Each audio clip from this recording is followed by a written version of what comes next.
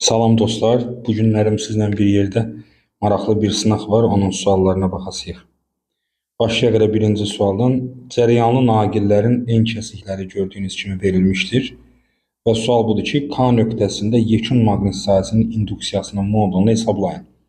Deməli, birinci naqilin yaratdığı maqnit sahəsindən başlayaq. Bilirik ki, nöqtə veriləndə saat əqrəbinin əksi istiqamətində bir maqnit sahəsi yaranır. K nöqtəsində bu maqnit sahəsinin istiqaməti yuxarı doğru yönələcək. Digər ikinci naqilə keçdikdə yenə bir çevrə çəkirik. Çevrə çəkəndə nəyə diqqət etməyimiz lazımdır dostlar? Naqil çevrənin mərkəzində qalmalıdır və çevrəmizin xətti həmin o nöqtədən, verilən nöqtədən keçməlidir. X olduqda, yəni cəryanın istiqaməti bizdən şəkilə doğru olduqda, maqnit sahəsinin istiqaməti saat əqrəbi istiqamətində yönəlir. Ona görə də K nöqtəsindəki cəryanın istiqaməti olacaq sağa doğru. İndi sualımız belə idi ki, əgər birinci naqilin yaratdığı maqnit sahəsinin induksiyası B-dirsə, hər iki cəryanlarımız bir-birinə bərabərdir şiddətlər, məsafələrimiz də bərabərdir. Deməli, ikinci naqilin də yaratdığı maqnit induksiyası B-dir. Və əvəzləyici maqnit induksiyası, superpozisiya prinsipi, bilirsiniz, vektorların toplanması B kökdə 2 verəcək. 90 dərəcə olduqda Pifaqor teoremindən istifadə edib C variantını tapa bilərik. Digər sualımıza keçək. Yer səthindən hansı hündürlükdə birinci kosmik sürət 2 dəfə az olar? Kosmik sürətimizin düsturunu xatırlayaq. V bərabərdir kök altında Jm bölünsün R plus H. Yerin səthində birinci kosmik sürətin düsturunu yazacaq olsaq, Jm bölünsün R'dir. Hündürlük 0 olduğuna görə bu formada yazılır. İndi yazıb ki, kosmik sürət 2 dəfə az olsun. Sürətin 2 dəfə az ola bilməsi üçün bu məxrəzdəki ifadəmiz 4 dəfə artmalıdır, düzdürmü? Kök 6-dır, həm də tərs mütənasibdir. Yəni, R 4 dəfə artması lazımdır. Deməli, R üstə gəlinsin H bərabər olmalıdır 4 R-ə. O zaman H nə qədər olacaqdır? 3R olacaqdır. H bərabərdir 3R olanda R üstə gəlinsin 3R 4R verəcək. Kök altında 4-dən də 2 çıxacaq. Həqiqətən də 2 dəfə az olmuş olacaq. Cavabımız olacaq C variantı. 33-cü sualda yazıb ki, elektrik tutumunun əsas vahidlərlə ifadəsi hansıdır? Bəzən vahid suallarında əziyyət çəkilə bilir. Belə tipli suallarda həqiqətən də məsələn tutumun vahidini hamımız bilirik ki, faraddır. İnsanın ağlına ilk baxışda gəlmir ki, bu faradı hardan açasan ki, beynəlxalq sistemin əsas vahidlərini versin. Daha çox burada nəyə üstünlük verək şagirdlər? Enerji düsturlarına üstünlük verə bilərsiniz. Məsələn, induktivlikdir, tutumdur, bu kimi kəmiyyətləri, maqnit selidir məsələn. Hamısını enerji düsturlarından istifadə edib açanda daha rahat olacaq sizin üçün. Məsələn, xatırlayaq, Q kvadratı bölünsün 2S düsturu var. Buradan tutumu çıxaranda, C-ni çıxaranda, düzdürmü? Q kvadrat bölünsün W. Yəni, deməli, belə çıxır ki, farad üçün belə bir şey yaza bilərik. Klonun kvadratı bölünsün Jol. Artıq bu vahidi biraz açmaq daha rahat olar bizim üçün. Klon amper vurulsun saniyədir. Amperin kvadratı vurulsun saniyənin kvadratı bölünsün. Jol da bildiyiniz kimi kilogram vurulsun metr kvadratı bölünsün saniyənin kvadratıdır. Kinetik enerji düsturundan bilirik. Bu saniyə kvadratı yuxarı çıxanda olacaq. Amperin kvadratı vurulsun saniyə üzəri 4 bölünsün kilogram vurulmuş metrin kvadratı. Deməli, cavabımız olacaq A variantı dostlar. Keçək növbəti sualımıza. Yazıb ki, verilmiş kütləli ideal qaz üzərində qapalı proses var. Hansı hissələrdə daxili enerji artmışdır? Daxili enerji bilirsiniz ki, verilmiş kütləli deyir, ideal qaz deyir. Aqreqat hal burada ləğv elədik, qaz olduğunu bilirik. Verilmiş kütləlidir. Artıq kütləyə də baxmayacağıq. Daxili enerji başqa nədən asılıdır? Təbii ki, temperaturdan asılıdır. Daxili enerji temperaturdan düz mütənasib asılıdır. Daxili enerjinin artması üçün temperatur da artmalıdır. Ona görə də burada temperaturun artdığı hissələr, məsələn, 1-2-ni seçə bilərik. 2-dən 3 olan hissələri seçə bilərik. Hər iki hissədə temperatur artdığına görə daxili enerji də artacaq. Yaylı rəqqas kənar vəziyyətindəndir, tarazlıq vəziyyətinə doğru hərəkət etdikdə hansı fiziki kəmiyyətlərin mütləq qiyməti azalar? Yaylı rəqqas kənar vəziyyətdən tarazlıq vəziyyətinə doğru gedirik. Kənardan tarazlığa doğru gedəndə bilirsiniz ki, sürət artır. Sürət artdığını, çünki kənar vəziyyətdə, məsələn, ən yaxşısı riyazi rəqqasla eləməkdir. Düzdür, yaylı rəqqasla da yaza bilərsiniz. Eyni mənaya gəlir əslində, nəticə olaraq eyni cavab alacaqsınız. Kənar nöqtələrdən hamımız bir şey, məsələn, yellənəcəkdə yellənən uşaq. Kənar nöqtəyə çatanda onun sürəti nədir? Sıfırdır. Eğer sürət sıfırdırsa, onda impuls da sıfırdır, kinetik enerji də sıfırdır. İndi bizə yazır ki, kənardan tarazlığa doğru. Kənardan tarazlığa, bura kənar nöqtədir. Məsələn, K nöqtəsi deyək, burada O nöqtəsi deyək. Kənardan tarazlığa doğru gələndə, təbii ki, sürətimiz sıfırdan başladığı üçün sürət artacaq.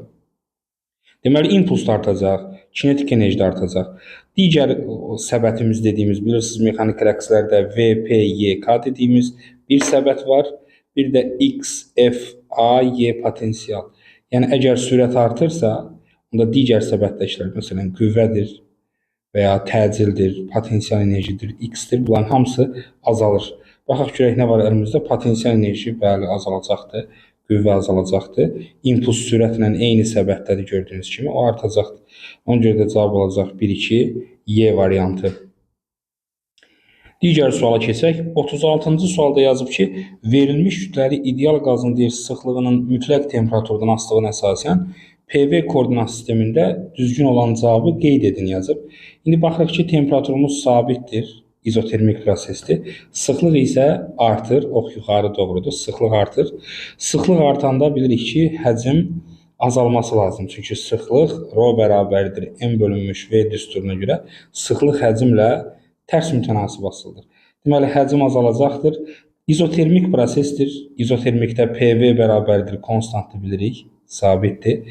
Əgər həcm azalırsa, onda təzyiq nə etməlidir? Artmalıdır. Elə bir qraf seçməliyəm ki, tərs mütənasib olacaq PV ilə, həcm azalsın, təzyiq artsın. Ona görə də D variantını seçirik. 37-ci sualda yazıb ki, verilmiş elektrik dövrəsində KL aralığında burada boşluq var gördüyünüz kimi. Hansı elementi bağladıqda lampadan bir istiqamətdə cərəyan keçər? Bir istiqamətdə cərəyan keçməsi əslində bilirsiniz ki, dəyişən cərəyanı düzləndirmək deməkdir. Bunun üçün də diodlardan istifadə olunur. Deməli, mən variantlarda diod axtarmalıyam. Ya yarımkeçici diod ola bilər, ya vakum diod ola bilər. Y variantı bilirsiniz ki, vakum diodudur. Digər variantlardakı cihazlarda bax, A variantı rezistordur, metal rezistor.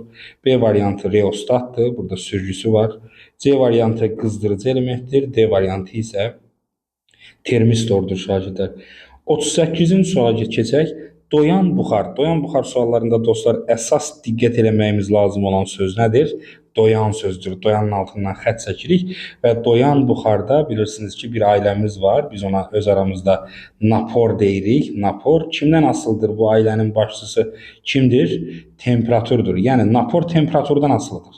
İndi biz bura baxırıq ki, napor dəyişmir. Bu ailəmizdəki digər kəmiyyətlər də dəyişməmək lazımdır. Yəni əgər konsentrasiya sabitdirsə, deməli təzyiq də sabitdir, sıxlıq da sabitdir, temperatur da sabitdir. Temperaturun sabit olduğunu öyrəndim. Ona görə A variantı ələndi, B variantı ələndi, Y variantı ələndi, qaldı C və D variantları. Temperatur sabit olacaqsa, bu iki variantdan birini seçməyim lazımdır. Baxıram ki, həcm artır və naporda sıxlıq da sabitdir. Kütlədən söhbət M bərabərdir ρ V düsturu. Əgər həcm artırsa, sıxlıqda dedik ki, sabit, onda kütlə də artmalıdır. Cavabımız olacaq C variantı. 39-cu suala keçək dostlar. 39-cu sualda yazıb ki, 2 kiloqram kütləli cisimdir. Gördüyünüz kimi 10 Newton qüvvənin təsiri ilə tartılır və deyir ki, düzxətli bərabər sürətli hərəkət edir. Bərabər sürətli hərəkət edə bilməsi üçün bilirsiniz ki, əvəzləyici qüvvə 0 olmalıdır. Deməli, əvəzləyici qüvvənin 0 olması üçün dartı qüvvəsi əks istiqamətdə təsir göstərən sürtünmə qüvvəsinə bərabər olmalıdır. Deməli, buradan bu nəticəyə gəlirəm ki, sürtünmə qüvvəsi neçə Newtonda hal-hazırda? Bu vəziyyət üçün sürtünmə qüvvəsi 10 Newtondur.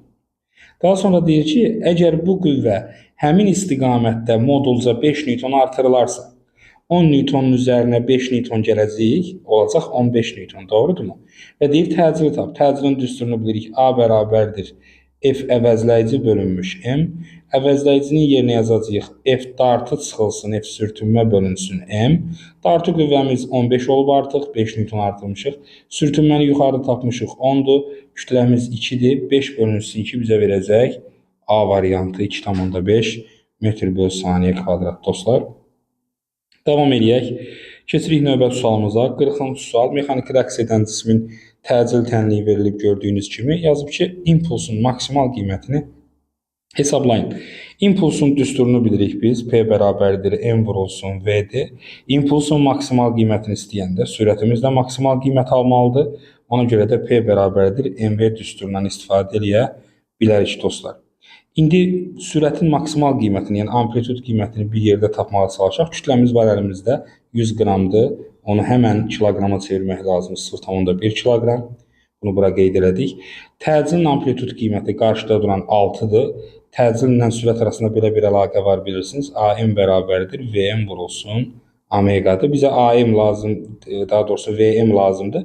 VM bərabərdir AM bölünsün omega. AM 6-dır. Omegamız burada T'nin qarşısında duran omegadır. 4pi, pi də 3'dür. Ona görə də 4 vurulsun 12 eləyəcəkdir. 0,5 sürətimizin maksimal qiyməti. Düsturumuzda yerinə yazaq. PM bərabərdir 0,1, kütlə 0,1'dir. Sürətin maksimalı 0,5. Ona görə cavabımız olacaq C variantı dostlar. 41-ci suala gəlirik. 41-ci sualda deyir ki, bir cins elektrik sahəsinin qüvvə xətlərinin əksi istiqamətində daxil olan proton. Şagirdlər bu suallarda xüsusən diqqətli olmaq lazımdır dostlar. Suallarda bəzi sözlərin altından xətt çəkmək sizin işinizi rahatlaşdıracaq, daha tez qərar verməyinizə kömək eləyəcək. Məsələn, bir cins elektrik sahəsi yazıb. Bəzən bunu maqnitlə qarışdırırlar. Qarışdırmaq üçün elektrik sahəsi sözünü burada qaraladıq. Digər hansı sözümüz var? Protondur. Söhbət protondan gedir. Yəni müsbət yüklü zərəci haqqında danışırıq biz. Və bizə deyir ki, qüvvə xətlərinin əksi istiqamətində bir elektrik sahəsi çəkək. Elektrik sahəsi suallarında dostlar həmişə çalışırıq ki, şəkil çəkək. Şəkil çəkib eləmək daha asandır. Elektrik sahəsində başqa bildiyimiz məlumat odur ki, qüvvə xətləri müsbətdən mənfiyə doğru gedir. Bunları da bura yapışdırırıq. Anında yapışdırırıq dostlar. Daha sonra yazıb ki, proton qüvvə xətlərin əksi istiqamətində. Qüvvə xətləri sağa doğrudur. Əks istiqamətdə daxil olmaq bu formada daxil olmaq deməkdir. İndi yazıb ki, potensial enerji və iş haqqında danış. Bunları danışmaq artıq bizim üçün çox asandır. Nəyə görə?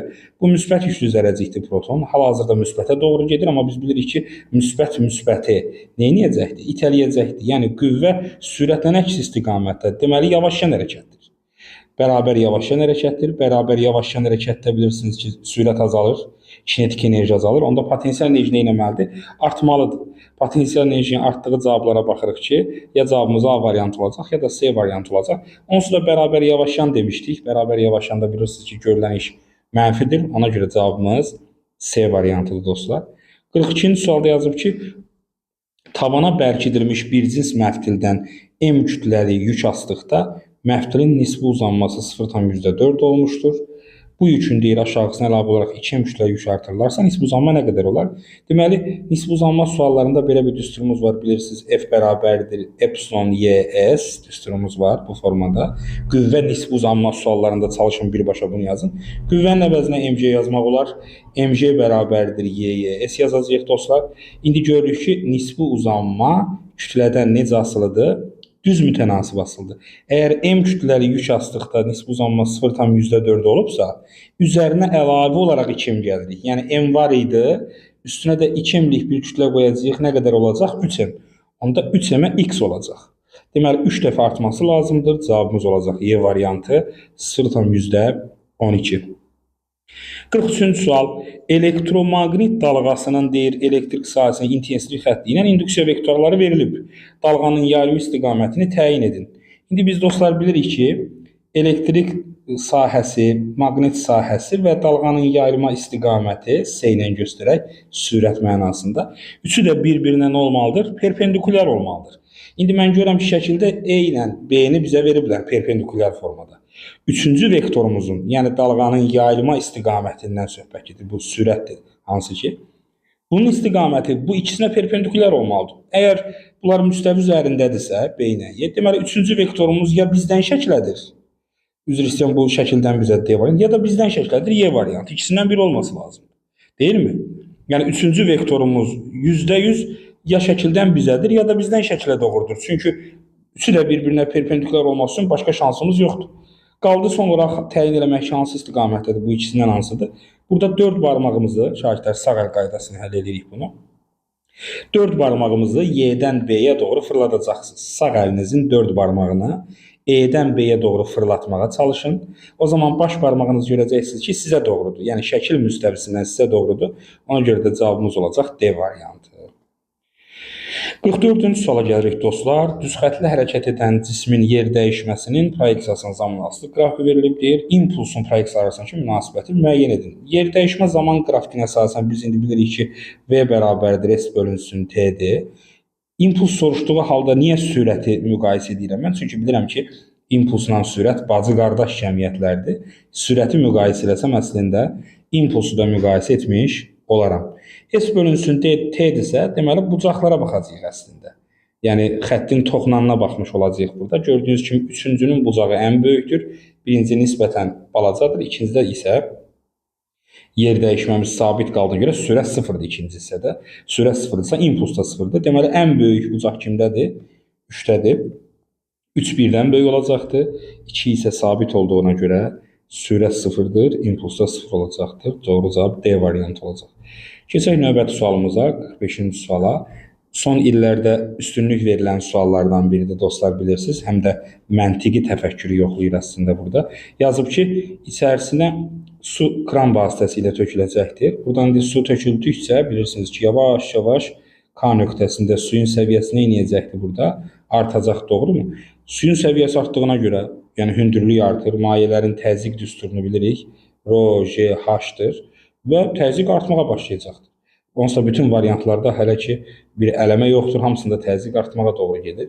Daha sonra biraz dar hissəyə keçir. Yenə təbii ki, su töküldükcə suyun səviyyəsi artacaqdır, amma dar hissədə bilirsiniz ki, daha sürətli şəkildə elə bil ki, hündürlüyü qalxmağa başlayacaq. Yəni səviyyə daha sürətlə artacaq, hündürlüyə görə təzyiq də daha kəskin artacaq.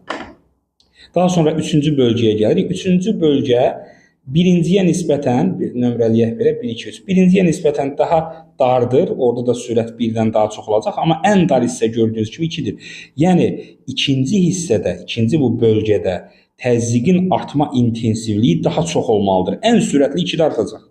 Ən sürətli 2-də artacaq, sonra 3-də artacaq, ən zəifi isə harda artacaq dostlar? 1-də artacaq. Deməli, bu intensivləri müqayisə elədim.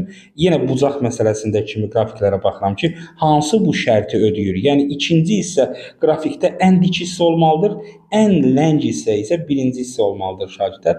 Buna da baxanda görürsünüz ki, B variantını seçə bilərik. B variantına baxın, diqqətlə baxsanız görərsiniz ki, birinci hissə budur, baxın, ikinci hissə budur. Üçüncü hissə isə budur. Bucaqları müqayisə etməyə çalışsanız, buna 1 dedik. Bu ikinci hissəmizdir. Bu da üçüncü hissəmizdir. İkinci hissənin bucağını görürsünüz. Bu formada ikinci hissənin bucağı ən böyükdür. Sonra üçün bucağı böyükdür. Sonra isə ən az birincinin bucağıdır dostlar. Ona görə də variantımız olacaq B variantı. 46-cı sualda yazıb ki, saxlayıcı gərginliyin tezlikdən asılı qrafikidir. Çıxış işini hesablayın dostlar. Çıxış işi bilirsiniz ki, bu formada yazırıq biz əslində. A çıxış bərabərdir. Normalda düsturumuz necədir dostlar? H-nö minimumdur, eləmi? İndi burada nə edə bilərik? Əgər bu gərginliyin ən son nöqtəsidirsə, onda bu nöqtə üçün A çıxış bölünsün Y yaza bilərik. Doğrudurmu? Yazırıq ki, A çıxış bölünsün Y bərabərdir 2-yə. Buradakı qiymətin modulu götürülür dostlar. Yəni H-nö minimum düsturunu çıxış üçün istifadə edə bilməyimiz üçün buradakı minimal tezliyin qiyməti verilməlidir. Deməli, bizə buradan bir yardım yoxdur hal-hazırda. Ona görə bu qiymətə keçirəm. Bu qiymətdə saxlayıcının gördüyünüz kimi minimal qiymətidir. Doğrudurmu? Minimal qiyməti, yəni əslində çıxış işinə uyğun gələn qiymət deməkdir. Nəyə görə? Çünki bu nöqtədə tezlik sıfırdır dostlar. Yəni bu -2 nöqtəsinin tezliyi sıfırdır. Ona görə də düstur yazsam H-nö bərabərdir A çıxış üstəgəlsin YU. Doğrudurmu? YU saxlayıcı. H-nö, nö sıfırdır burada. Onda belə çıxır ki, A çıxış bərabərdir. -YU saxlayıcıdır. Ona görə də U saxlayıcını buradan çıxardanda A çıxış bölünsün Y-yə bərabərdir. A çıxış bölünsün Y bərabərdir 2-yə. Deməli, Y-mizin qiymətdə 1.6 verildiyinə görə 2-ni vuracaq 1.6-ya bizə verəcəkdir 3.2 vur. 10 üstündə -19. 47-ci sualda yazıb ki, şagirdlər düz xətlər hərəkət edən cismin təcilinin proyeksiyasının qrafiki verilmişdir. İmpulsun proyeksiyasının zamanı asılınca ki, yenə təcildən sürətə keçməyim kifayətdir. Çünki bilirik ki, sürətlə impulsun qrafikləri dostlar eyni olur. Ona görə də sürətin qrafikini çəkməyə çalışıram burada. Sürətin qrafikini çəkəndə nəyə diqqət etməyim lazım? Deməli, burada başlanğıc sürətin 0 olduğunu görürəm. Yəni, sürət zaman qrafikini mən çəkəcəmsə, başlanğıc sürət 0 olmalıdır. Çünki mötərizədə qeyd ediblər. Yəni mən sıfırdan başlamalıdır mənim qrafikim. Baxıram variantlara şagirdlər. Variantlarda B variantı sıfırdan başlamayıb, C variantı sıfırdan başlamayıb, Y variantı sıfırdan deməli doğru variantımız ya A'dır, ya da D'dir şagirdlər. İkisindən biridir. Yəni bu şəkildə işimizi asanlaşdıra bilərik. İkinci məsələ. Baxırıq ki, təcil hal-hazırda başlanğıc hissədə təcil mənfidir, doğrudurmu? Təcilin mənfi olması sürətin də mənfiyə doğru getməsi deməkdir. Yəni sürətimiz aşağı doğru gedəcək başlanğıcda. Daha sonra təcil sıfırdır, gördüyünüz kimi sürət dəyişməyəcəkdir. Təcil müsbət olub hal-hazırda sürətimiz mənfidir, aşağı hissədəyik. Təcil müsbət olanda yavaşyan olmalıdır. Ona görə qrafikimiz belədir. Doğru cavabımız olacaq D variantı şagirdlər. Keçək növbəti səhifəmizə. Gəlirik 48-ci sualda dostlar. Yazıb ki, rho çıxır, rho 0. Kəmiyyətlər haqqında məlumatlar da verilib. Şagirdlər bəzən deyir ki, mən hardan bilim bu sıxlıqdır, yoxsa nədir? Görürsünüz ki, mötərizədə qeyd olunur dostlar. Ona görə də bu ifadənin elektrik müqavimətinə aid olduğunu bilməyimiz lazımdır. Bu ifadə bilirsiniz ki, müqavimətin temperatur əmsalına düsturudur. Çünki rho bərabərdir, rho 0, 1 üstəgəlinsin alfa t'dir. Bu formada düsturumuz. Mötərizəni açsaq, əgər burada rho bərabər olacaq, rho 0 üstəgəlinsin, rho 0 vurulmuş alfa t. Əgər buradan alfanı çıxartmaq istəyiriksə, bu ifadəni alaq. Rho 0 alfa t bərabərdir, rho çıxılmış rho 0-a. Alfanı da buradan çıxardanda hər tərəfi rho 0 t'yə böləcəyik. Rho çıxır, rho 0 bölünsün, rho 0 vurulsun t. Ona görə də müqavimətin temperatur əmsalı cavabını alırıq. 49-cu sual yazılıb ki, vakuumda yayılan verilmiş şüalardan hansının dalğa uzunluğu ən böyükdür şagirdlər? Elektromaqnit şüaları deyiləndə bilirsiniz ki, radio dalğalar, infraqırmızı, görünən, ultrabənövşəyi, rentgen, bir də qamma şüalardır şagirdlər. Sağa doğru getdikcə tezlik artır, növ artır. Sola doğru getdikcə dalğa uzunluğu tərs mütənasibdir bilirsiniz tezliklə. Dalğa uzunluğunun ən böyüyünü soruşduğuna görə radio dalğa variantlarda baxıram, radio dalğa yoxdur, amma infraqırmızı var. Ona görə də infraqırmızı şüa verilən şüalar içərisində ən böyük dalğa uzunluğuna malikdir. 50-ci sualda yazıb ki, reostatın sürücüsü sağa sürüşdükdə A və B sarğaclarındakı maqnit seli necə dəyişər? Reostatın sürücüsünü sağa doğru sürüşdürdükdə şagirdlər gördüyünüz kimi əvvəl buradan gedirdi cəryanımız. İndi bu boyda hissədən keçir. İşlək uzunluq azaldı. İşlək uzunluq azaldıqda naqilin müqaviməti düsturuna görə uzunluq azalanda müqavimət nə edəcəkdir? Azalacaqdır. Müqavimət azalanda cəryan şiddəti artır. Paralel birləşmədə gördüyünüz kimi, yəni gərginlik burada da O-dur, yuxarıda da O-dur və konstantdır. Gərginliklə yəni işimiz yoxdur bizim. Əgər müqavimət azalıbsa, onda cəryan şiddəti nə etməlidir? Artmalıdır. Əgər cəryan şiddəti artırsa, fi bərabərdir L düsturuna görə maqnit seli də artmalıdır. Yəni A sarğacında maqnit seli artacaq. B haqqında danışsaq, B-də müqavimətimiz R-dir. Orada bir dəyişiklik yoxdur. Gərginliyimiz də sabitdir. Gərginlik sabit, müqavimət sabitdirsə, onda cəryan şiddəti dəyişməz. Cəryan şiddəti dəyişməyibsə, maqnit seli də dəyişməz. Deməli, doğru cavab olacaqdır. Artar, dəyişməz A variantı.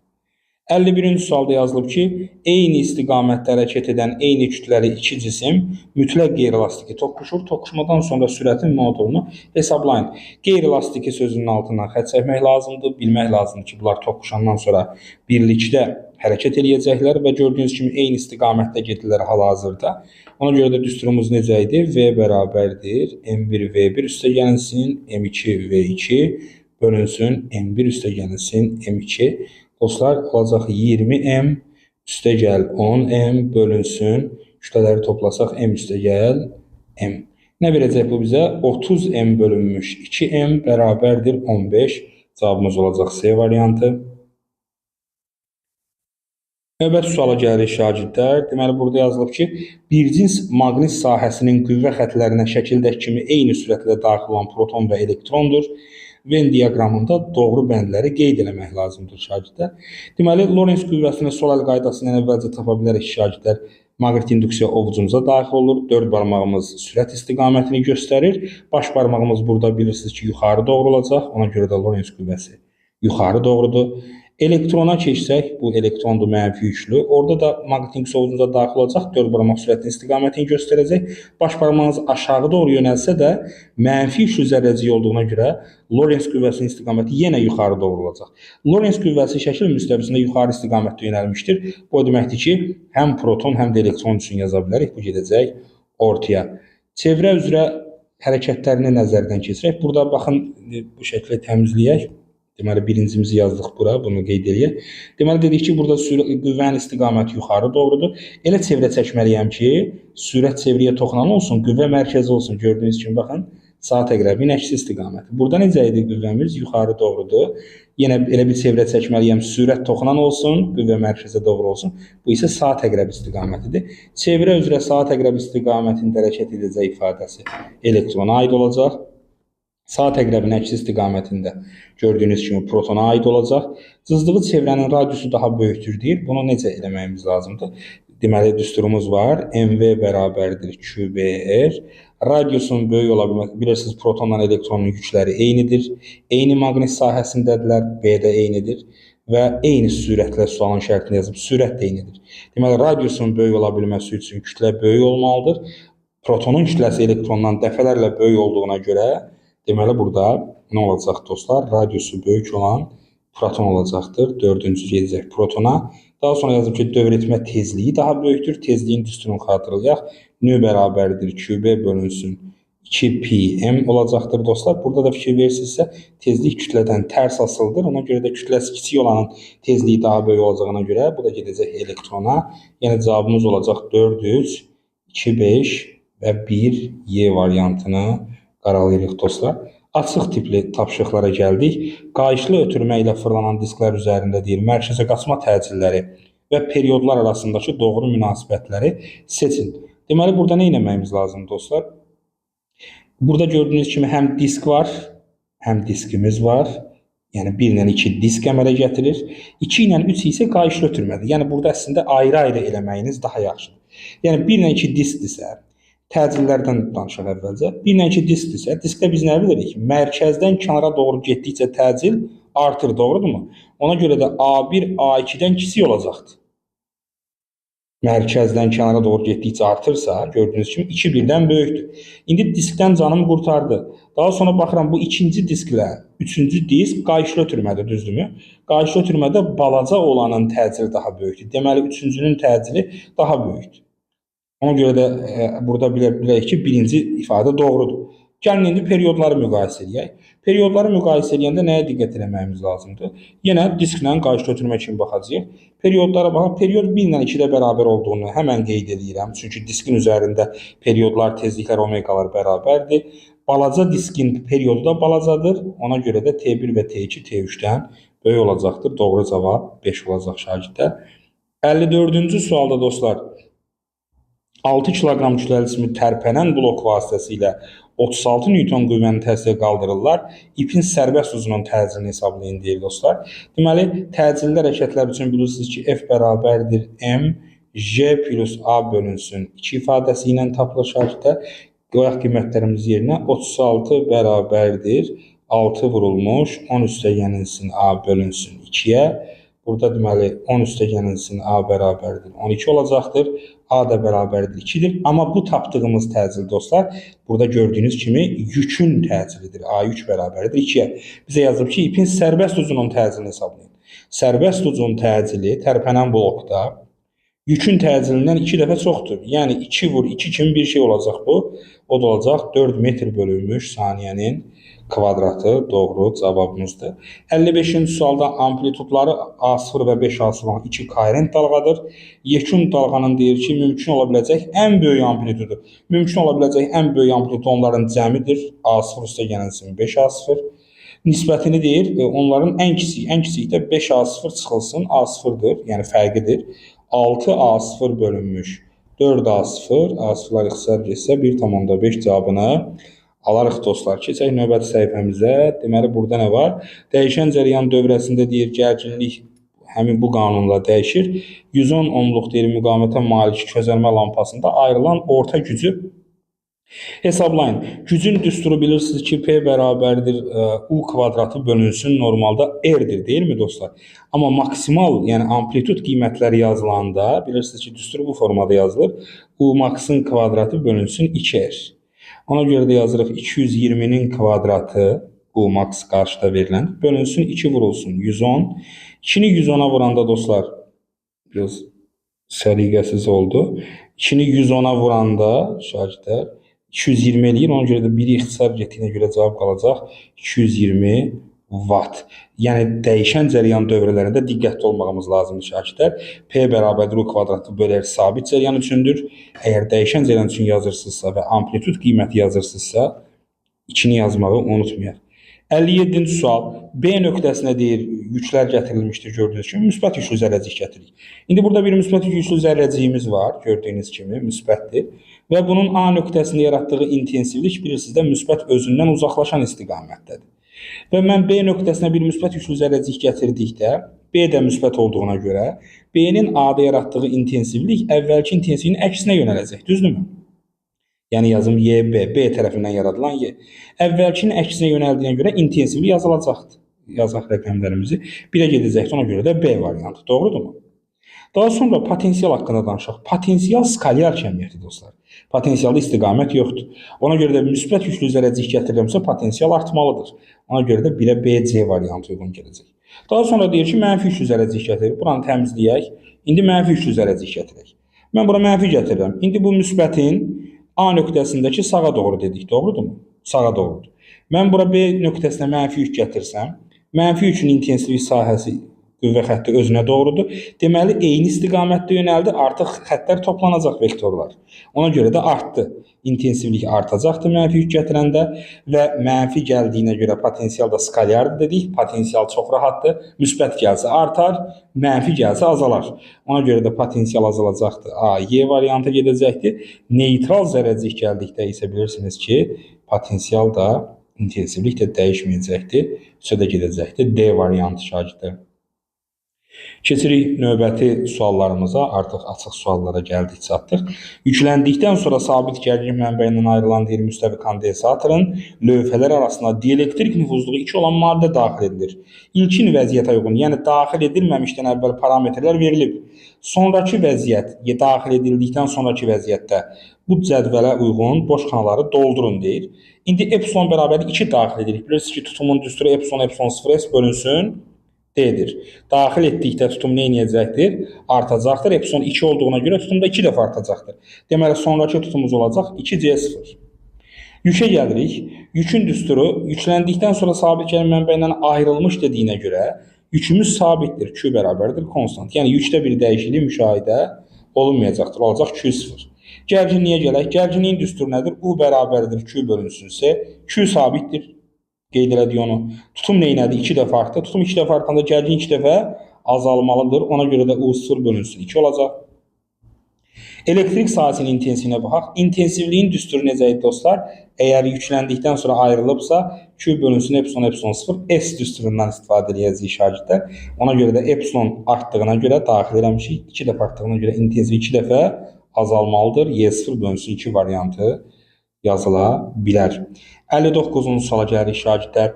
40 kiloqram yükləri deyir, sürətin zamanla asılı qrafikə verilən bir cisimdir. 10 saniyə ərzində əvəzləyici qüvvə. Baxın, yenə sözün altından xətt çəkirik.